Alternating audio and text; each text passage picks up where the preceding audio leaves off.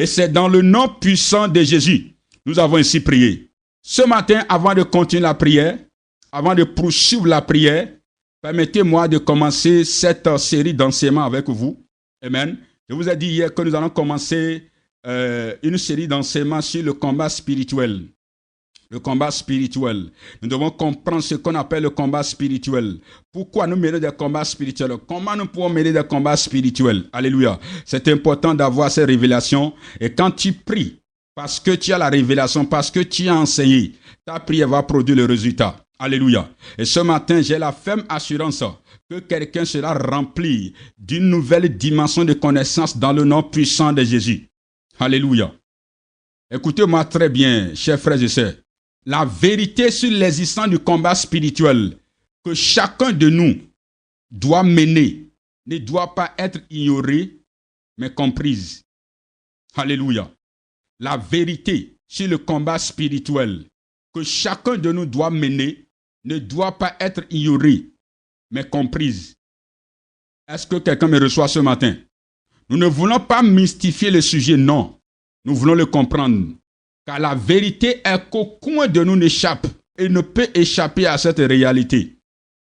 On ne choisit pas d'être combattu ou non, puisque le monde là même dans lequel nous sommes, ce monde dans lequel nous sommes arrivés est un monde du combat.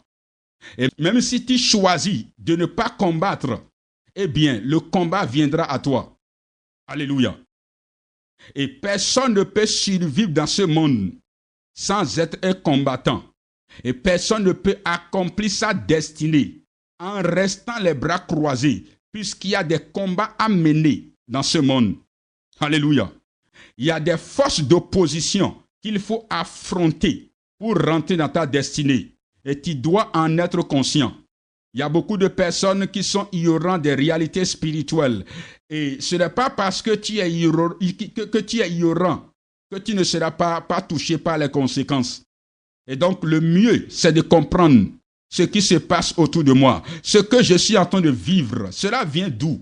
Pourquoi je suis en train de passer par tout cela? Il y a beaucoup de personnes qui sont là. Écoutez-moi, ce n'est pas que ces personnes sont paresseuses. Ce n'est pas que ces personnes n'ont pas de diplôme. Ce n'est pas que ces personnes n'ont pas étudié. Ce n'est pas que ces personnes ne travaillent pas. Mais ces personnes sont combattues parce qu'il y a des réalités spirituelles dans ce monde dans lequel nous sommes. Et la vérité est que ce monde est spirituel.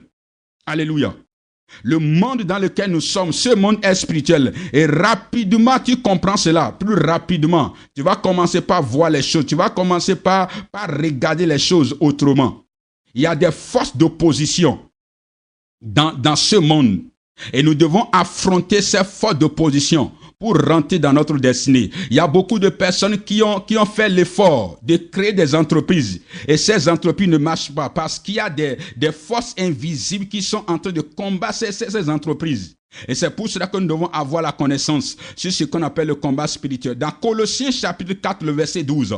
Colossiens chapitre 4, le verset 12. La Bible déclare ceci. Colossiens chapitre 4, le verset 12. La Bible déclare ceci. Épaphrase, qui est des vôtres, vous salue, serviteur de Jésus-Christ.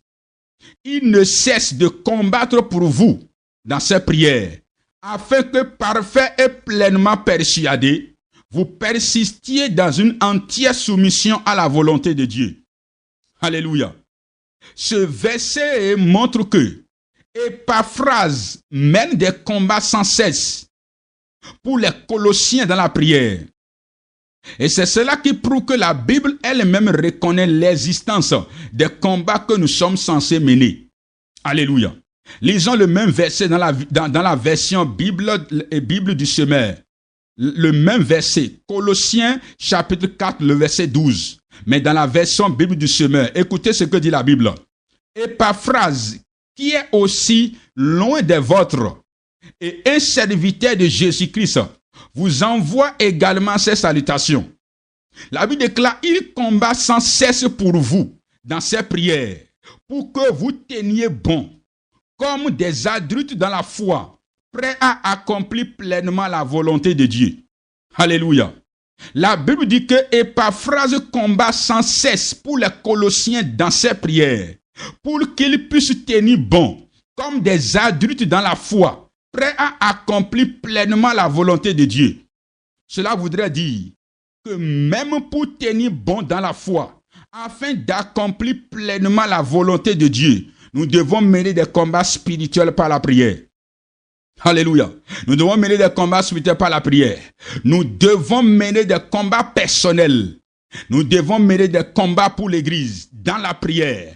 Parce que ce monde est un monde de combat. Et il faut être violent en esprit. Il faut être un guerrier pour posséder tes possessions. Et c'est pour cette raison que j'ai écrit le livre Le guerrier de prière. Pour aider chaque chrétien à prendre ses propres responsabilités dans la prière en ce qui concerne les batailles de la destinée. Alléluia. Je vous le présenterai peut-être à la fin de ce live. Nous avons des combats à mener. Et voilà pourquoi nous devons devenir violents en esprit pour rentrer dans le plan de Dieu pour notre destinée. Dans Matthieu chapitre 11, le verset 12. Matthieu chapitre 11, le verset 12. La Bible déclare ceci. Depuis le temps de Jean-Baptiste jusqu'à présent, le royaume des cieux est forcé, et ce sont les violents qui s'en accaparent. Depuis le temps de Jean-Baptiste jusqu'à présent, le royaume des cieux est forcé, et ce sont les violents qui s'en accaparent. Il faut être violent en esprit pour s'emparer de ta destinée. Il faut être violent en esprit pour renverser tout ce qui s'oppose à ta percée. Il faut être violent en esprit pour combattre ce qui a mis sa main sur ton diplôme. Et malgré que tu as étudié, tu n'arrives pas à trouver du travail. Il faut être violent en esprit pour déloger ces forces. Il faut être violent en esprit pour se lever pour dire les forces invisibles qui ont gardé les membres de ma famille dans cet état. Je me lève contre ces forces pour les renverser afin de rentrer dans ma destinée. Ce sont les violents qui s'en accaparent. Et voilà pourquoi tu dois mener des combats spirituels. Alléluia. Rapidement, c'est quoi le combat spirituel? Lorsqu'on parle de combat spirituel, on parle de quoi réellement?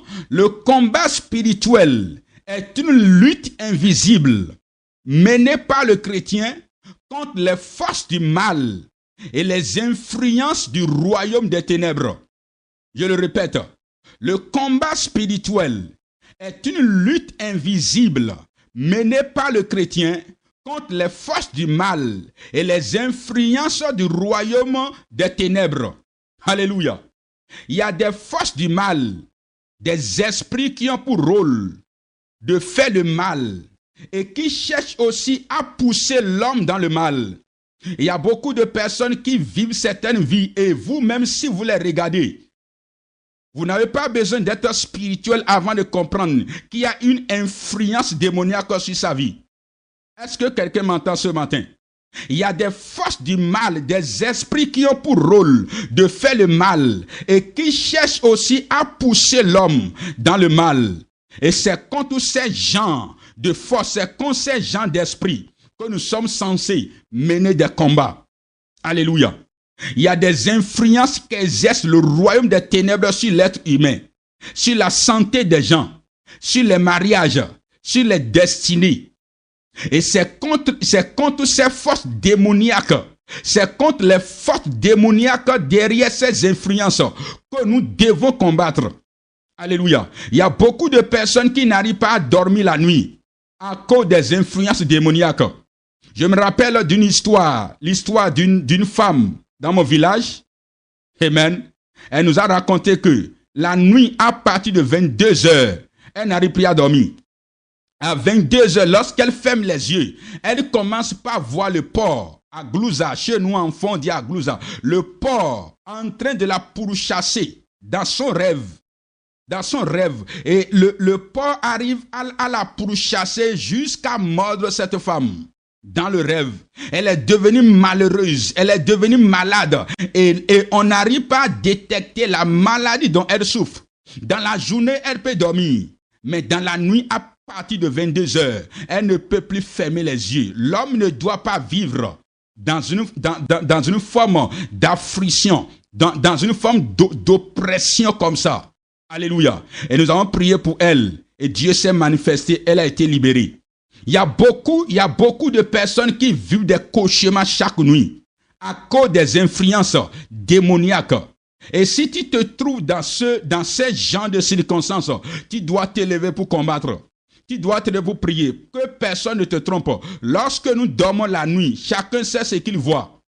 Est-ce que quelqu'un me reçoit? Lorsque nous dormons la nuit, chacun sait ce qu'il voit. Chacun sait ce qu'il voit. Que personne ne te trompe. Si tu sens des oppressions sataniques dans la nuit, dans ton sommeil, tu dois comprendre qu'il y a des combats qui sont autour de ta vie. Et s'il y a des ennemis qui te combattent, toi aussi tu dois t'élever pour combattre.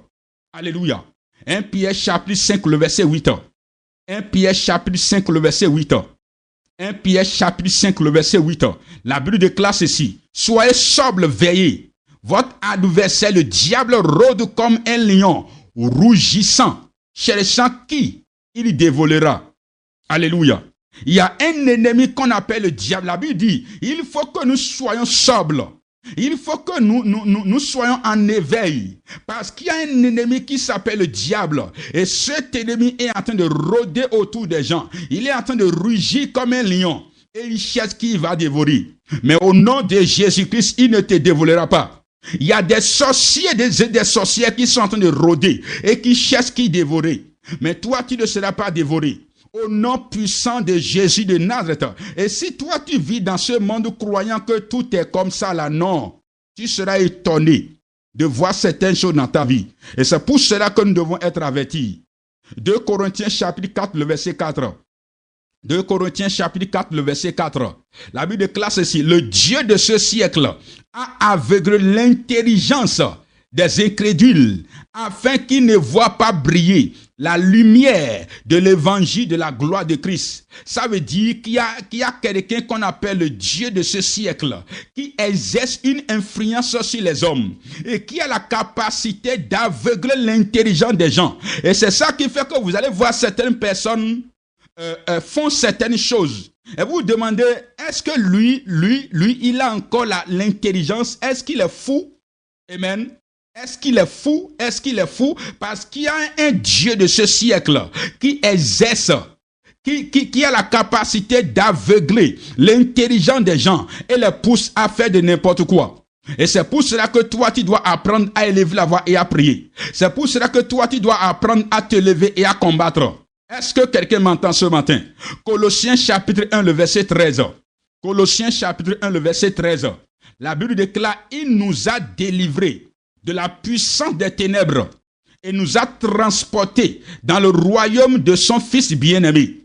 Alléluia. Ça veut dire qu'il y a quelque chose qu'on appelle la puissance des ténèbres. Et la puissance des ténèbres a la capacité de garder les gens. La puissance des ténèbres a la capacité de lier les âmes, de lier les destinées. Et la Bible déclare, Dieu nous a délivrés de la puissance des ténèbres et nous a transportés maintenant dans le royaume de son Fils bien-aimé, Jésus-Christ. Alléluia. Il y a le combat qui existe. Il y a le combat qui existe. Et ces passages démontrent qu'il y a des forces de mal qui exercent leur influence sur la race humaine. Et nous sommes ceux qui doivent les combattre. Et tu es celle qui doit les combattre. Tu es celui qui doit les combattre. Si tu ne les combats pas, ils vont te combattre. Alléluia. Ce n'est pas parce que tu ne combats pas que tu ne seras pas combattu. Non. Je t'informe ce matin que si tu ne combats pas, on va te combattre. Si tu ne combats pas là, ils vont te combattre. Et donc le mieux pour toi là, c'est de comprendre la vérité et de commencer maintenant par combattre. De commencer par se lever dans la prière pour dire, assez c'est assez. Je ne peux plus continuer par vivre cela. Il y a beaucoup de personnes qui sont malades, qui souffrent des maladies. Et la médecine n'arrive pas à détecter la maladie. Qu'est-ce que vous croyez? Nous sommes dans un monde qui est spirituel. Alléluia, que personne ne te trompe. Nous sommes dans un monde qui est spirituel. Il y a des gens qui sont en train de marcher dans ce monde. Mais je vous dis la vérité, dans le monde spirituel, ils sont comme des tombes qui sont vides. Il y a des hommes que vous voyez qui marchent, mais dans le monde spirituel, ils ont déjà bouffé tout ce qui est à l'intérieur d'eux. Ce monde-là est spirituel. Alléluia. Point numéro 2 ce matin. Qu'est-ce qu'on appelle le combat spirituel? Le combat spirituel est un conflit de royaume. Le combat spirituel est un conflit de royaume. C'est une guerre spirituelle qui oppose le royaume de Dieu aux forces occultes. et non une lutte contre les êtres de chair et de sang. Le combat spirituel est une guerre spirituelle qui oppose le royaume de Dieu aux forces de mal, aux forces occultes. Et donc le combat spirituel n'est pas un combat contre les êtres de chair et de sang. Cela veut dire quoi? Ce n'est pas un combat qui va te pousser à te lever contre un être fait de chair comme toi. Un être fait de chair que tes yeux physiques peuvent voir. Mais ce combat se déroule en esprit, dans le monde invisible. Est-ce que quelqu'un me reçoit ce matin? Nous sommes dans un monde et il y a deux royaumes qui opèrent. Il y a le royaume de la lumière, il y a le royaume des ténèbres. Je vous ai déjà parlé de ça. Il y a le royaume de la lumière et il y a le royaume des ténèbres. Et il y a un conflit entre le royaume de la lumière et le royaume des ténèbres. Et si toi, tu es dans le royaume de la lumière, tu dois te lever pour combattre les œuvres du royaume des ténèbres. Alléluia. Et donc, ce n'est pas un combat qui est orienté vers un homme. Ce n'est pas un combat qui est orienté vers ton frère, qui est orienté vers ta sœur. C'est un combat qui est spirituel. Alléluia. C'est un combat qui est spirituel. Dans Éphésiens chapitre 6, le verset 12. Éphésiens chapitre 6, le verset 12. Éphésiens chapitre 6, le verset 12. La Bible déclare ceci. Écoutez bien. Car nous n'avons pas à lutter contre la chair et le sang. Lorsque la Bible parle de la chair et le sang, la Bible aimerait parler de ton frère, de ta sœur, celui que tu peux voir. Alléluia. Il y a beaucoup de personnes, il y a un conflit entre toi et ton frère, entre toi et ta sœur. Amen. Ne regarde pas ton frère, ne regarde pas ta sœur. Ne souhaite pas la mort de ton frère et ne souhaite pas la mort de ta sœur. Il faut que tu te lèves contre l'esprit qui est derrière. Parce que ce n'est pas normal pour deux frères, pour deux sœurs. De faire quoi? De se lever les uns contre les autres. Lorsque vous commencez par voir cela dans les familles, sachez qu'il y a une force invisible derrière. Et donc ce n'est pas ton frère que tu vas combattre, c'est l'esprit qui est derrière ton frère que tu vas combattre. Ce n'est pas ta soeur que tu vas combattre, mais c'est l'esprit qui est derrière ta soeur que tu vas combattre. Est-ce que quelqu'un me reçoit ce matin? Nous n'avons pas lutté contre la chair et le sang, mais contre les dominations. Ça veut dire dans ce monde, il y a ce qu'on appelle les dominations, contre les autorités, contre les princes de ce monde de ténèbres, contre les esprits méchants dans les lieux célestes. Alléluia. Ça veut dire que le combat n'est pas orienté vers l'être humain que tu vois. Le combat est orienté vers des entités qui sont invisibles. Écoutez ce que dit Éphésiens chapitre 6, le verset 12, mais la version parole de vie. La version parole de vie. La Bible déclare ceci. Non, ce n'est pas contre les êtres humains. Est-ce que vous m'entendez? Ce n'est pas contre les êtres humains que nous devons lutter.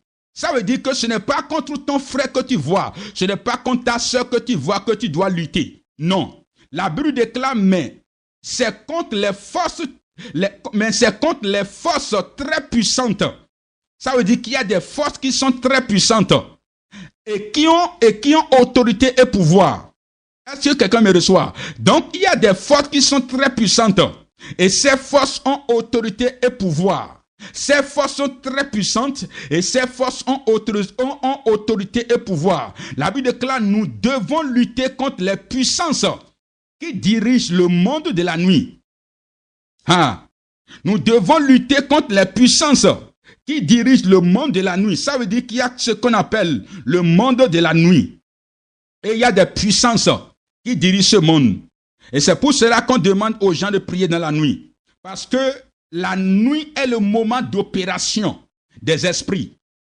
Est-ce que quelqu'un me reçoit? La nuit est le moment d'opération des esprits. La nuit est le moment où les esprits se meuvent. C'est le moment où les esprits arrivent à se mouvoir. Et c'est pour cela que vous allez remarquer qu'il y a beaucoup de choses qui se passent dans la nuit. Il y a des combats que beaucoup de personnes traversent. Et ces combats sont liés à la nuit. Parce que la Bible déclare qu'il y a des autorités. Il y a des puissances qui ont autorité et qui ont pouvoir. Il y a des puissances qui dirigent le monde de la nuit. Alléluia. Et la Bible déclare contre les esprits mauvais qui habitent entre le ciel et la terre. contre les esprits mauvais qui habitent entre le ciel et la terre. Ça veut dire qu'il y a des esprits mauvais qui habitent entre le ciel et la terre. Et ces esprits exercent de l'influence sur la terre. Je vous ai déjà dit, lorsqu'on a prié ici contre les entités qui opèrent dans les airs, je vous ai dit que les esprits qui opèrent dans les airs, les esprits qui sont entre le ciel et la terre, sont des esprits qui influencent la terre. Parce que tout ce qui est en haut a la capacité d'influencer ce qui est en bas. Alléluia. Et voilà pourquoi nous devons comprendre que le combat n'est pas orienté contre notre frère. Ton frère n'est pas ton ennemi. Non. Ta soeur n'est pas ton ennemi. Non, non, non. Le combat n'est pas orienté. Ce n'est pas un combat orienté vers les êtres humains, mais un combat orienté vers les forces invisibles, les puissances qui dirigent le monde de la nuit, les esprits mauvais qui habitent entre le ciel et la terre. Alléluia. On voit souvent des chrétiens qui refusent de prendre soin de leurs parents parce qu'on les a révélé que leurs parents sont des sorciers. C'est du bébêtillage spirituel. Alléluia. Même si ton père est sorcier, même si ta mère est sorcière, tu n'as pas le droit de les combattre physiquement. Tu n'as pas le droit de les abandonner. Amen. Parce qu'en faisant ainsi, tu piétines des lois spirituelles établies par Dieu lui-même. Et tu seras sanctionné par cette loi. Est-ce que quelqu'un me reçoit? Le combat n'est pas physique, mais le combat est spirituel. Et si tu as la révélation que ton père ou ta mère est sorcière, il faut accomplir à leur égard dans la journée le devoir qui te concerne. Et vous allez gérer l'autre cas dans la nuit en esprit. C'est aussi simple que cela. Alléluia. Moi, je ne peux jamais t'enseigner d'abandonner ton père ou d'abandonner ta mère parce qu'ils sont des personnes occultes. Jamais, jamais, jamais. Tu as des devoirs concernant ton père et concernant ta mère. Peu importe qui ils sont. Amen. Si tu t'occupes d'eux, il y a une bénédiction qui va te suivre. Et s'ils se lèvent contre toi, il y a le Dieu que tu pries qui va aussi se lever contre eux. Alléluia. Le fait de s'occuper d'eux va rendre nul et sans effet les sorcelleries contre ta vie. C'est un secret. Alléluia. Tu ne peux pas recevoir la révélation que ton oncle est derrière tes problèmes et décider de ne plus le saluer. Non. Un chrétien ne fait pas ça. Salue-le bien. Salue-le très bien. S'il te tend la main, reçois la main et serre bien la main. Alléluia. Salue-le bien dans la journée. Et nous allons nous revoir dans la nuit. Et c'est pour cela que nous avons besoin d'être des hommes spirituels. Alléluia. C'est pour cela que nous devons être des hommes spirituels afin d'arrêter d'agir comme des personnes qui n'ont aucune connaissance du monde spirituel. Je ne peux pas te donner mon argent, et tu vas prendre cet argent pour m'envoûter. Ce n'est pas possible. Ce n'est pas possible. Quand tu seras en train de prononcer les incantations vont commencer par rentrer en toi au fur et à mesure. Au fur et à mesure. Et donc toi, tu vas arrêter de donner de l'argent peut-être à ta mère, peut-être à ton père, parce qu'on dit qu'ils sont sorciers ou bien. Non. Ça veut dire qu'il y a beaucoup de choses que tu ne comprends pas encore. Alléluia. Il y a beaucoup de choses que tu ne comprends pas encore. Vous savez pourquoi? Malgré que certaines personnes combattent la sorcellerie continue toujours de les opprimer. Est-ce que vous savez pourquoi? Parce que beaucoup de personnes combattent la sorcellerie avec la haine, avec la méchanceté, avec la rancœur, avec la colère physique. Je vais vous dire ceci.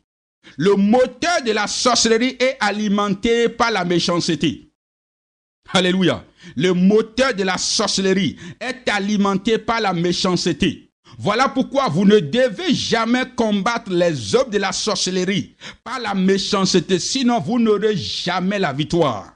Combattez plutôt avec amour, et c'est ainsi que vous aurez la victoire. Le fait de voir la personne et de ne pas la saluer, puisqu'elle est une sorcière, va affaiblir ton autorité spirituelle sur elle. Alléluia. Le fait de manifester la colère physique contre la personne parce qu'elle est une sorcière va affaiblir la puissance de ta prière, la concernant dans le monde spirituel. Alléluia. Est-ce que quelqu'un me reçoit ce matin? Et voici aussi ce que vous ne devez jamais faire lorsque vous priez. Lorsque vous priez, lorsque vous faites des prières de combat, voici quelque chose qu'il ne faut jamais faire. N'ayez jamais l'image de quelqu'un dans votre tête.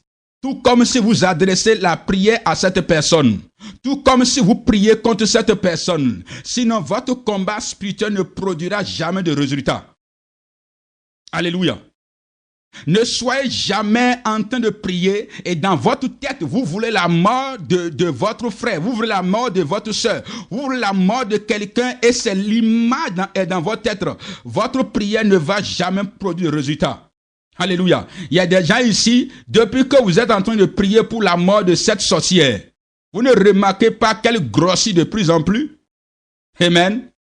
Vous ne voyez pas que la sorcière ne fait que grossir, elle ne fait que grossir, puisque si le combat est orienté vers l'être humain, avec la rancœur, avec la méchanceté, alléluia, cela ne va pas produire de résultat.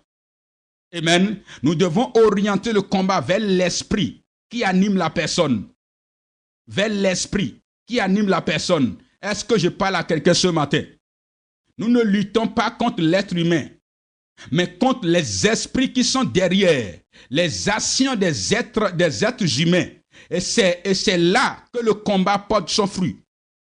Nous luttons contre les esprits qui sont derrière, les actes des êtres humains. Et c'est là que le combat porte du fruit. Amen. Tu as quelqu'un dans ton service qui est en train de te combattre, qui te veut du mal, qui veut que tu quittes le service.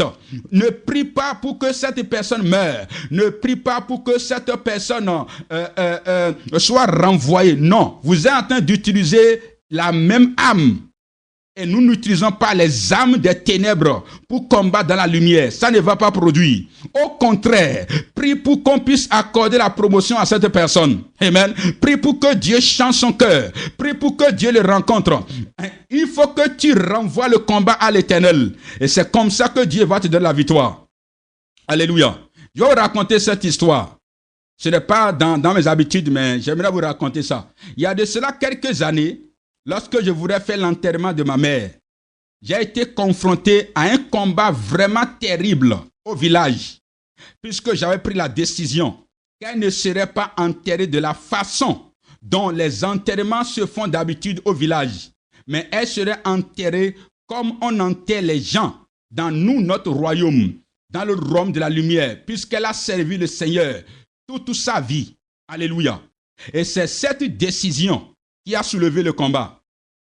D'habitude, ici au Bénin, et peut-être dans plusieurs pays d'Afrique, avant d'enterrer une personne décédée, il y a des cérémonies traditionnelles qui sont vraiment occultes, que les gens font. Amen. Que les gens font.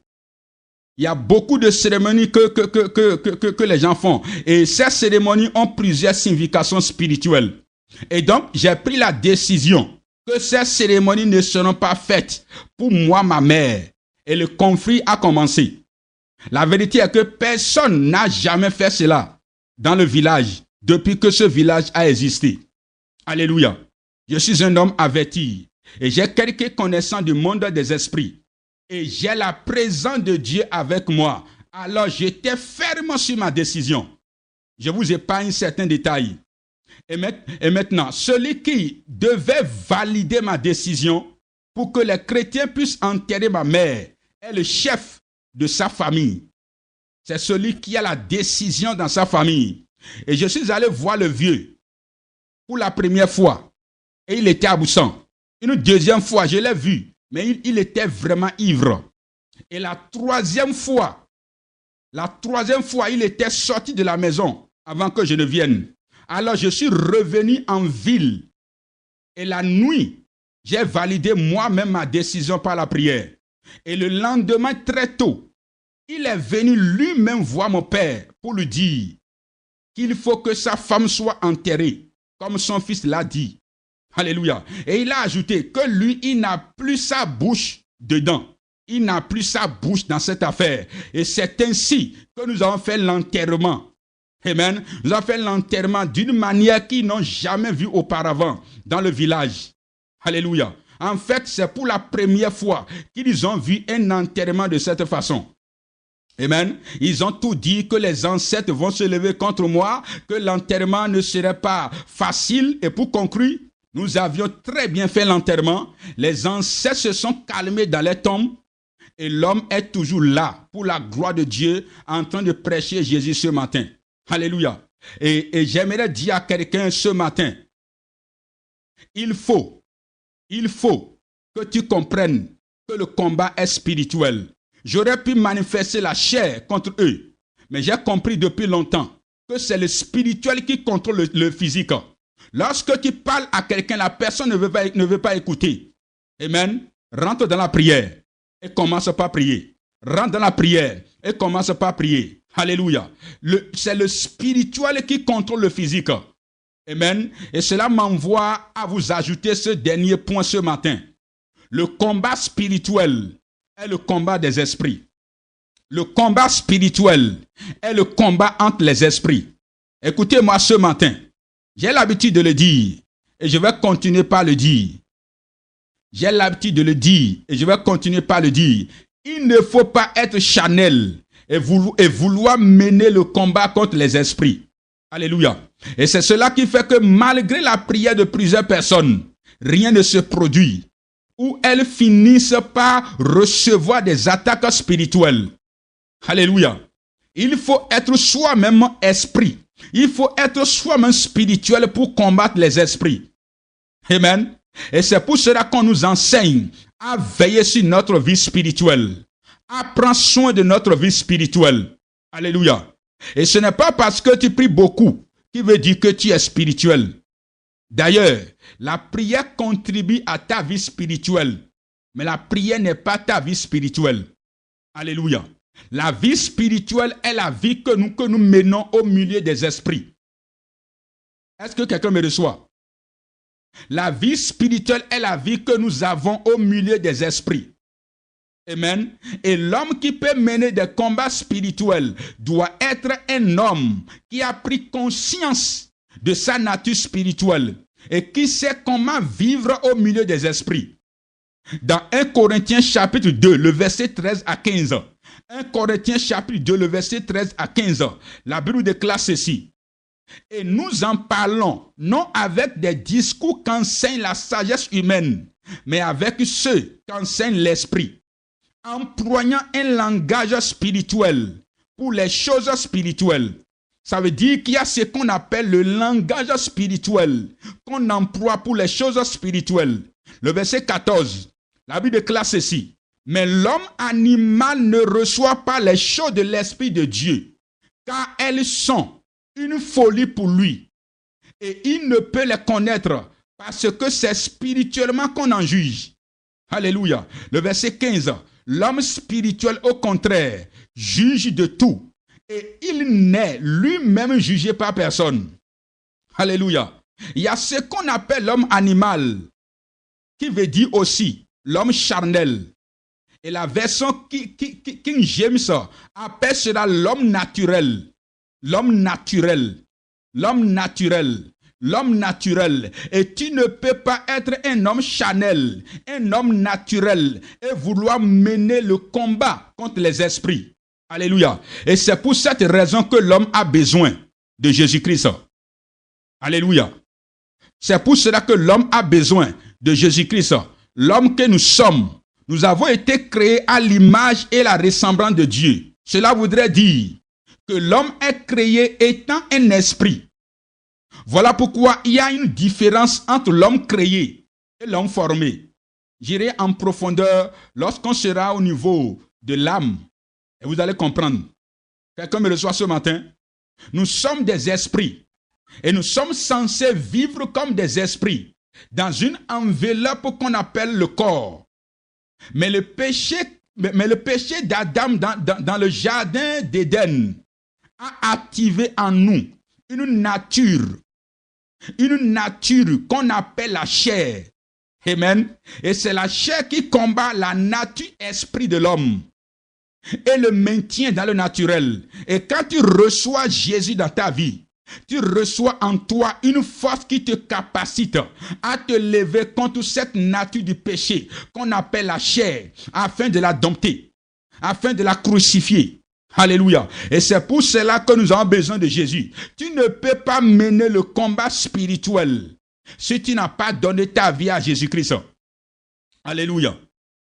Et si tu as donné ta vie à Jésus, tu dois maintenant veiller sur ta vie spirituelle. Parce qu'il y a des choses qui combattent notre vie spirituelle et nous empêchent de vivre comme les esprits. Amen. Et nous empêchent de manifester comme un esprit. Et nous allons approfondir cela demain. Mais avant de commencer la prière ce matin, j'aimerais donner l'opportunité à quelqu'un de recevoir Jésus dans sa vie comme Seigneur et Sauveur personnel. Alléluia. J'aimerais donner l'opportunité à quelqu'un de recevoir Jésus dans sa vie afin de réactiver sa nature esprit. Puisqu'il faut être spirituel pour combattre les esprits. Ce matin, tu es ici sous le son de ma voix et tu sais que tu n'as pas donné ta vie à Jésus. Tu sais que tu n'as jamais reçu Jésus comme Seigneur et Sauveur personnel. Écris en commentaire, j'aimerais donner ma vie à Jésus. Tu es sur TikTok ou bien tu es sur YouTube. Tu es sous le son de ma voix ce matin et tu aimerais donner ta vie à Jésus. Écris en commentaire, j'aimerais donner ma vie à Jésus. Et je vais prier pour toi. Si tu as compris tout ce que j'ai déclaré, tout ce que j'ai enseigné jusqu'ici, si tu aimerais faire de Jésus comme Seigneur Sauveur personnel, ce matin, écris en commentaire, j'aimerais donner ma vie à Jésus. Alléluia. La vérité est que nous sommes dans un monde qui est contrôlé par deux royaumes. Le royaume de la lumière et le royaume des ténèbres. Et si tu n'appartiens pas au royaume de la lumière, sois sûr que tu appartiens au royaume des ténèbres. Il n'existe pas un troisième royaume. Alléluia. Écris seulement, j'aimerais donner ma vie à Jésus. J'aimerais donner ma vie à Jésus. J'aimerais recevoir la vie de Jésus ce matin. J'aimerais recevoir la vie de Jésus ce matin. J'aimerais faire la paix avec mon Dieu ce matin. Et nous allons prier avec toi. Rapidement. Encore quelques secondes. Encore quelques secondes. Je vois une personne déjà sur TikTok. Encore quelques secondes. Je vois deux personnes. C'est la meilleure décision que vous prenez ce matin. Alors, mettez votre main droite sur votre cœur. Et vous allez prononcer ces paroles avec moi ce matin. Alléluia. Jésus-Christ est venu sur la terre afin de briser le pouvoir du diable sur les destinées. Alléluia. Afin de permettre à chacun de vivre le plan initial que Dieu a pour l'humanité. Avant l'intervention du diable dans le jardin d'Éden. Alléluia. Et non seulement ça, lorsque nous allons vivre le plan de Dieu sur la terre, nous allons continuer la vie dans l'éternité. La vie dans l'éternité avec Dieu. Et personne ne doit manquer cela. C'est vrai, nous voulons les bénédictions. C'est vrai, nous voulons voyager. Mais nous devons comprendre que la chose la plus importante, c'est d'avoir Jésus dans ta vie. C'est cela qui te met à l'abri. C'est cela qui te met à l'abri des dangers de ce monde. Parce que nous sommes dans un monde qui est dangereux. Et il y a quelqu'un qu'on appelle le Dieu de ce monde des ténèbres. Et tu as besoin de Jésus. Si tu veux recevoir Jésus dans ta vie ce matin, mets ta main droite sur ton cœur et répète ces prières avec moi. Tu vas dire, Seigneur Jésus, j'ai écouté ta parole ce matin et je prends la décision de te recevoir dans ma vie comme mon Seigneur et mon Sauveur personnel. À partir de ce matin, lave-moi par ton sang, efface mon nom du royaume des ténèbres, et écris mon nom dans le royaume de la lumière. À partir de ce matin, que les anciennes choses passent et que les choses deviennent nouvelles dans ma vie à partir de maintenant. Remplis-moi de ton Esprit Saint et remplis-moi de ta lumière à partir de ce matin. Au nom de Jésus-Christ. Amen. J'aimerais prier pour tous ceux qui ont fait cette déclaration ce matin. Éternel Père, dans le nom de Jésus de Nazareth, que les saluts soient scellés dans le sang de Jésus. Éternel Père, puisqu'ils ont ouvert les bouches et ils ont proclamé ces paroles, Au nom de Jésus, que les noms soient écrits dans le livre de la vie éternelle. Dans le nom de Jésus, que le pouvoir des ténèbres, le pouvoir du diable soit brisé sur les destinées, soit brisé sur les vies à partir de ce matin. Dans le nom de Jésus, la parole déclare que les choses anciennes passent et les choses deviennent nouvelles lorsqu'on reçoit Jésus. À partir de ce matin, j'appelle de nouvelles choses dans les destinées. J'appelle de nouvelles choses dans la vie, de nouveaux témoignages de gloire dans le nom puissant de Jésus de Nazareth. Et c'est au nom de Jésus, nous avons ainsi prié. Alléluia. Ce matin, avant de finir, j'aimerais que tu vas prier. Tu vas dire, Père, au nom de Jésus, à partir de ce matin, Éternel Père, à partir de ce matin, remplis-moi de ton feu. Remplis-moi de ton feu. Le feu pour se lever contre les œuvres des ténèbres. Le feu pour se lever dans la prière. Le feu pour se lever dans la prière. Éternel mon Dieu, mon Père, dans le nom de Jésus-Christ, à partir de ce matin, remplis-moi de ton feu. Le feu pour se lever contre les combats de ma destinée. Le feu pour se lever contre les combats de ma destinée. Quelqu'un élève la voix et prie ce matin. Dis mon Dieu, mon Père, dans le nom de Jésus, à partir de ce matin, remplis-moi de ton feu. Remplis-moi de la puissance. Remplis-moi de l'autorité. Remplis-moi de ton esprit. Équipe-moi, Père, des armes qui vont me permettre de me lever et de combattre pour ma destinée, et de combattre pour ma famille, et de combattre pour mes activités. Quelqu'un prie ce matin. Éternel mon Dieu, mon Père, dans le nom puissant de Jésus-Christ, à partir de ce matin, remplis-moi de ton feu, remplis-moi de ton feu, remplis-moi de ton feu, remplis-moi de ton feu, remplis-moi de ton feu, au nom puissant de Jésus de Nazareth, que ma nature esprit, Père, soit activée. Au nom puissant de Jésus-Christ.